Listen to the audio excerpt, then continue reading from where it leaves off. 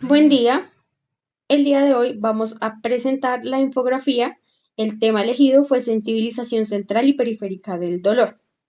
Para contextuar inicialmente, la sensibilización básicamente tenemos que es un concepto central de la neurociencia del dolor y se refiere a esa plasticidad bioquímica y estructural que se va a experimentar en el sistema nervioso, que pues tenemos el central y el periférico, y esta se va a experimentar después de una lesión tisular o neuronal. Este fenómeno complejo se considera la base para la transición del dolor agudo al crónico, y la sensibilización involucra la interacción de sistemas de receptores, el flujo de iones intracelulares, sistemas de segundos mensajeros y la formación de nuevas conexiones sinápticas.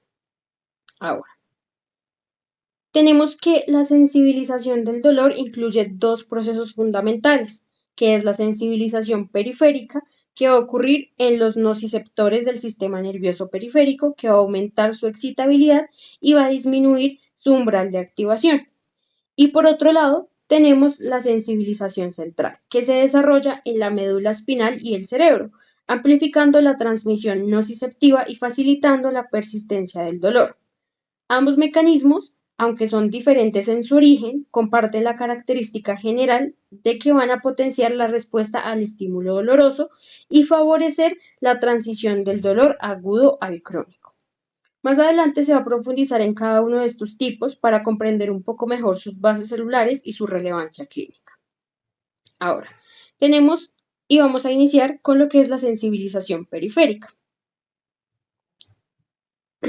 La sensibilización periférica básicamente es el aumento de la respuesta de los nociceptores, que va a ocurrir en las terminales nerviosas libres del sistema nervioso periférico inmediatamente después de una lesión de tejido o nerviosa. Vamos a tener diferentes mecanismos, que pueden ser mecanismos celulares y bioquímicos o de activación iónica y genética, dentro de los que encontramos activación por mediadores inflamatorios, disminución del umbral, activación de señalización intracelular y fosforilación de canales iónicos, los TRPV1, la activación ectópica y la interacción patológica de fibras. Vamos a iniciar con lo que son los mecanismos celulares y bioquímicos. Entonces, dentro de esos mecanismos celulares y bioquímicos vamos a tener la activación por mediadores inflamatorios, que básicamente es que la sensibilización periférica va a comenzar esa liberación local de mediadores inflamatorios y neurohumorales después de la lesión tisular y la activación de células del sistema inmune o receptores específicos en el sistema nervioso periférico. Como acá podemos ver, células del sistema inmune y mediadores. Luego tenemos una disminución del umbral, que básicamente vamos a tener que los mediadores inflamatorios actúan localmente sobre los nociceptores, lo que resulta en una reducción del umbral de activación en las terminales nerviosas libres, que en este caso van a ser las fibras C.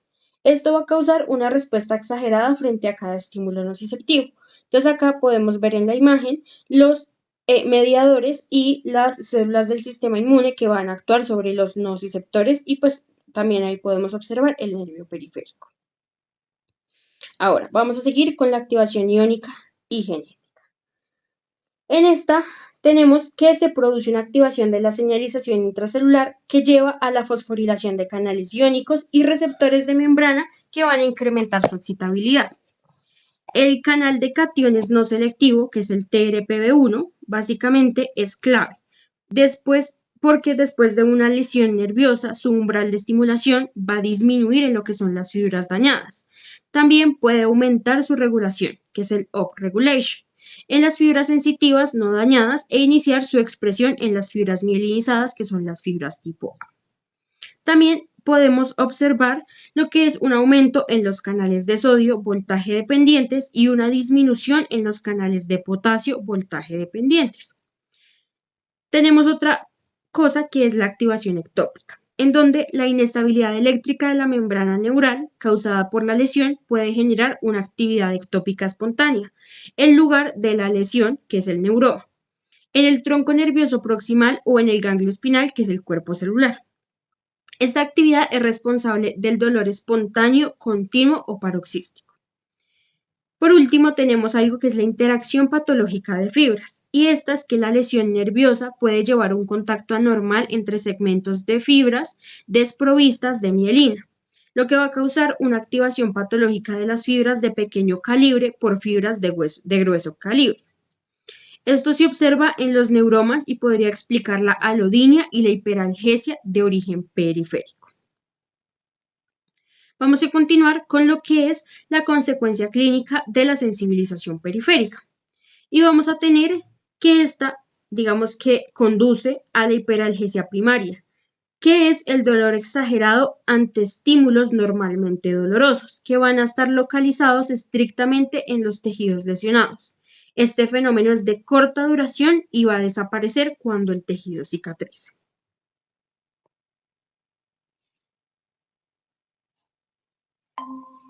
Bueno, entonces hablando ya de lo que viene siendo sensibilización central, vamos a tener la definición. Entonces vamos a tener que la sensibilidad central, por definición, se refiere a las alteraciones funcionales duraderas o permanentes que ocurren en el sistema nervioso central como resultado de un flujo continuo y excesivo de estímulos nociceptivos. Adicional a eso, también vamos a tener que esta es igual de importante que la sensibilización periférica, ya que es la base de la persistencia, amplificación y propagación del dolor. Entonces vamos a hablar un poco ahora de lo que vienen siendo estos mecanismos fisiopatológicos por los cuales la sensibilización central nos genera el dolor. Entonces vamos a hablar inicialmente que esta sensibilización central ocurre en el asta dorsal de la médula espinal, específicamente en las láminas 1, 2 y 3 de Rexed, y son el primer nivel de modulación e integración de la nocicepción. Ya hablando un poco de los mecanismos que nos van a generar dolor, vamos a tener 3 mecanismos principalmente. El primero va a ser la amplificación de la señal o wind up. Esta amplificación de la señal ocurre por la estimulación continua de las fibras nociceptivas aferentes, es decir, las fibras C, las cuales nos provocan una amplificación de la señal del dolor a nivel del asta dorsal de la médula espinal. Luego vamos a tener el rol de los receptores excitadores. El influjo mantenido que se genera por los estímulos nociceptores libera una cantidad excesiva de neurotransmisores excitadores, como lo son el glutamato y la sustancia P. ¿Qué es lo que van a hacer esos neurotransmisores excitadores? Nos van a llevar a nuestro tercer paso, que es la activación de los receptores de N-metildiaspartato. Esta activación de los receptores N-metildiaspartato se da por la actividad prolongada de las fibras C, las cuales causan una despolarización suficiente y activa estos receptores NMDA. Esta activación logra desplazar los iones de magnesio que bloquean los canales de sodio y calcio de estos receptores, generando la activación prolongada de los receptores NMDA, los cuales son claves en el inicio y mantenimiento del dolor neuropático. Otros receptores también importantes en esta fisiopatología del dolor son los receptores AMP kainato, los receptores NK1 de la sustancia P y los canales KB4. Ya hablando un poquito de lo que viene siendo entonces la cascada bioquímica intracelular y la neuroplasticidad y expresión genética, vamos a empezar por la cascada. Vamos a tener que esta cascada bioquímica intracelular se da por un aumento intracelular de calcio, el cual se da por la activación de los receptores NMDA y provoca modificaciones a largo plazo en la excitabilidad neuronal a través de la activación de la proteína quinasa calcio dependiente. Adicional a eso, vamos a tener que el calcio también activa la NO-sintetasa, que favorece la formación de óxido nítrico, y este óxido nítrico es considerado un neurotransmisor atípico. ¿Esto qué quiere decir? Que facilita la liberación de otros neurotransmisores excitadores y promueve a la hiperalgesia secundaria, que ya la definición de esto la veremos más adelante. Por otro lado, vamos a tener que la neuroplasticidad y expresión genética se manifiestan como plasticidad sináptica en el sistema nervioso central. Lo que ocurre acá es que la estimulación neuronal intensa induce cambios persistentes en la expresión genética de las neuronas aferentes y de la médula espinal. Adicional a eso, en uno de los artículos que revisamos se ha detectado que esta expresión anormal genera una alteración en los canales de sodio NAB1.3 en las neuronas del asta dorsal de la médula espinal y del tálamo. Luego ya vamos a hablar un poco sobre lo que viene siendo la pérdida de la inhibición. Esta básicamente, ¿qué es lo que ocurre acá? Es un aspecto fundamental en la sensibilidad central, ya que hace referencia a la disminución de los procesos inhibitorios descendentes en el asta dorsal. Aquí lo que ocurre es que por la hiperactividad de las neuronas neurotransmisores excitatorios, hay una disminución o reducción en la actividad de los neurotransmisores inhibidores, como la actividad de los neurotransmisores GABAergicos, serotoninérgicos o adrenérgicos. Esto ocurre también por la estimulación excesiva de los receptores de NMDA, los cuales generan un efecto citotóxico y pueden causar la destrucción de interneuronas inhibitoras locales en el asta dorsal de la médula espinal. Luego, ya hablamos un poco de lo que vienen siendo las consecuencias clínicas de esta sensibilización central. Esta básicamente ocurre cuando hay alteraciones en el procesamiento del dolor que se manifiestan como la extensión de la sensibilidad a distancia del sitio original de la lesión. Entonces vamos a empezar hablando un poco de lo que viene siendo la hiperalgesia secundaria. Aquí lo que tenemos es un dolor exagerado, pero es en los tejidos adyacentes a la lesión, es decir, en tejidos no lesionados. Aparece alrededor de las primeras semanas tras la lesión y, a diferencia de la hiperalgesia primaria, la cual es de origen periférico y aparece de manera inmediata. Luego tenemos lo que viene siendo la alodinia. Esta aparece, como ya sabemos,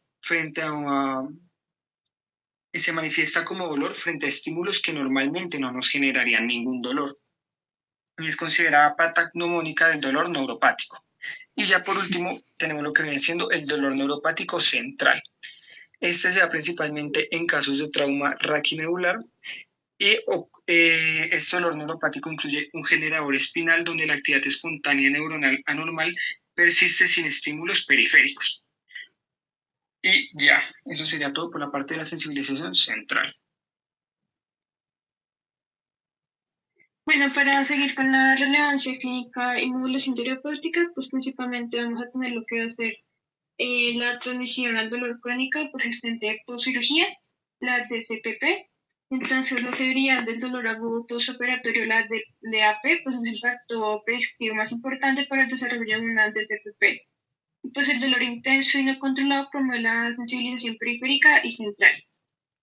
El DCPP pues, es el resultado de una combinación de factores incluyendo pues, la lesión tisular, el daño nervioso, la inflamación y las alteraciones pues, en el procesamiento central de dolor, que es la sensibilización central y la disminución de la modulación inhibitoria.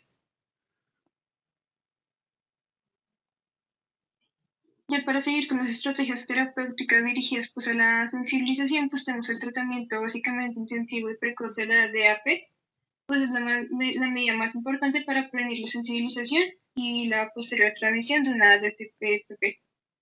Básicamente vamos a tener varios métodos, entonces tenemos la emergencia multimodal, en la que consiste básicamente en la administración simultánea de varios fármacos o procedimientos con diferentes mecanismos de acción para bloquear la transmisión del dolor a distintos niveles. Tenemos los fármacos antisensibilización, que básicamente las estrategias clínicas incorporan pues, los fármacos que actúan sobre la sensibilización central. Ya para los antagonismos de los receptores NMDA, pues básicamente como la ketamina, la cual la dosis y son superhipnóticas, y entonces el antagonismo no competitivo del receptor NMDA pues va a tener como la hiperalgesia inducida por opioides y siendo importante pues la prevención de la sensibilización central. Ya para los gabapentinoides tenemos la gabapentina y la pregabalina que pues bloquean la solubilidad alfa y pues básicamente de los canales de calcio pendientes de voltaje proveniendo por la liberación de neurotransmisores y excitadores, reduciendo por la sensibilización central. Para los agonistas alfa-adrenérgicos tenemos la cleína y la dexmedetomidina, que básicamente producen analgesia y vía pues, un mecanismo opioide y sus efectos antihiperalgéticos al administrarse por vía espinal. Básicamente van a reducir la sensibilización central. En la anestesia regional, pues básicamente vamos a tener técnicas locorregionales epidural o intradural, con anestésicos locales, lo que pueden pues, tener un papel protector, pues a bloquear la transmisión aferente no selectiva. En el astaxal pues va a minimizar pues la sensibilización central.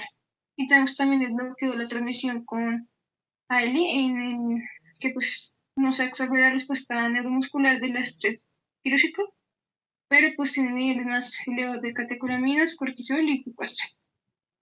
Y ya por último tenemos intervenciones neuroquirúrgicas, la dextrostimina, sus siglas son DRFZ, y pues básicamente es un procedimiento neuroquirúrgico que tiene como objetivo pues distribuir selectivamente las fibras aferentes, dictatorias de pequeños calibres y las neuronas hiperactivas, las aferentes del PEX en el cuerno posterior. Tenemos las láminas 1 y 2 del RESET y pues busca poder restablecer el equilibrio del cuerno posterior de la médula, pues al seleccionar los mecanismos excitadores y favorecer los mecanismos inhibitorios segmentarios y suprasegmentarios. Ya para los estímulos de la corteza motora ESM, pues básicamente se utiliza para el dolor neuropático central, aunque su mecanismo exacto es desconocido. Se ha propuesto que la DSM pudo ejercer un efecto inhibitorio sobre los núcleos sensoriales del tálamo, disminuyendo los patrones hiperactivos de respuesta neuronal. Y pues básicamente también tenemos la de restablecer conexiones entre áreas sensoriales nociceptivas y no nociceptivas, y pues modulando la transmisión del dolor. Básicamente, ya para concluir, tenemos que la sensibilización central va a actuar como un sistema de amplificación biológica, mientras que la sensibilización periférica es una lesión que grita, y la sensibilización central es un circuito interno que sube permanentemente el volumen, provocando pues que el impulso mínimo sea como un susurro, un estímulo unívoco, y pues se percibe como un dolor ensordecedor, alodinia o hiperalgesia. Gracias.